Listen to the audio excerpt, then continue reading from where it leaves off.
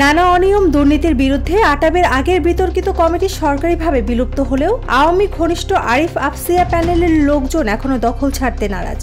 নতুন প্রশাসক দায়িত্ব নিতে গেলে আজ সকালে আটাব ভবনের মূল ফটকে তালা ঝুলতে দেখা যায়।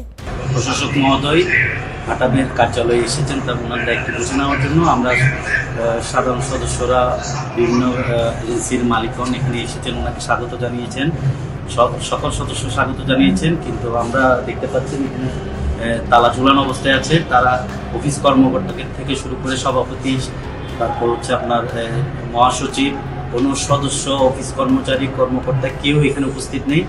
নানানভাবে চেষ্টা করেছেন ওনাদের সাথে ফোনে যোগাযোগ করার জন্য, কেউ রেসপন্স করেনি। দায়িত্ব গ্রহণে বাধা পেয়ে ক্ষুব্ধ আটাব সদস্যরা ভবনের সামনে মানববন্ধন করে। তারা জানান সরকারের সিদ্ধান্তে তারা কৃতজ্ঞ। ফ্যাসিস্ট ও সিন্ডিকেট চক্রের জাল ভোটে আসা কমিটি শেষ পর্যন্ত বিদায় নিয়েছে। এবার তাদের অপশাসনের সম্পূর্ণ অবসান ঘটাতেই হবে। আমি অতি দ্রুত প্রেসিডেন্ট এবং মহাসচিবকে গ্রেপ্তারের দাবি জানাচ্ছি এবং ওদের বিচার চাচ্ছি। আমি বাংলাদেশ গভর্নমেন্টকে ধন্যবাদ জানাই এদের এই আটাবে প্রশাসক বসানোর জন্য এবং সুষ্ঠু তদন্তের মাধ্যমে এটার বিচার চাচ্ছি আমি সরকারের কাছে। নতুন প্রশাসক মোতাকাব্বির আহমেদ বলেন, সরকারের নিয়োগপ্রাপ্ত হয়েও অফিস তালাবদ্ধ অবস্থায় পেয়ে অবাক হয়েছি। আটাবের যে কমিটি ছিল সেটাকে বিলুপ্ত ঘোষণা করে সরকার আমাকে প্রশাসক হিসাবে দায়িত্ব পালনের জন্য এখানে পত্র জারি করেছে। সেই মোতাবেক হচ্ছে যে আমি আজকে এসেছিলাম। আটাবের অফিসের যে একজন সচিব আছেন কিন্তু আটাবের অফিসের যে কোনো স্টাফ আমাকে বলেন যে আমি কখন আসবো। আমি ওনাদের বারবার ফোনের চেষ্টা করেছি সচিব সাহেবের সঙ্গে কথা বলার, ওনাকে আসলে আমি রিচ করতে পারিনি। যে কারণে এখন যেটি হয়েছে আমি বাধ্য হয়ে আমি অফিসে আসছি।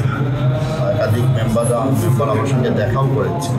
এখনও আমি এখানে এসে আমার আশপাশে যারা দেখলাম এনারা, ওনাদের সাথেও আমার এর আগে কখনো দেখা হয়নি। ওনারা জানতে পারলাম আটাবের মেম্বার, তো ওনারাও চেষ্টা করেছেন যে অফিসের স্টাফদের সঙ্গে কথা বলা, সচিবের সঙ্গে কথা বলা, কাউকে আসলে আমরা পাচ্ছি না। অফিসটা তালা দাও।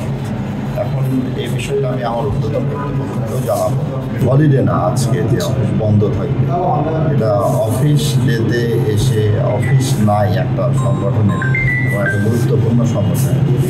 এবং সরকার যেখানে প্রশাসক নিয়োগ করেছে সেই প্রশাসককে অফিসে এসে সে দাঁড়িয়ে থাকবে, এটা খুবই অনাকাঙ্ক্ষিত। বিষয়টি আমি বিব্রত হয়েছি।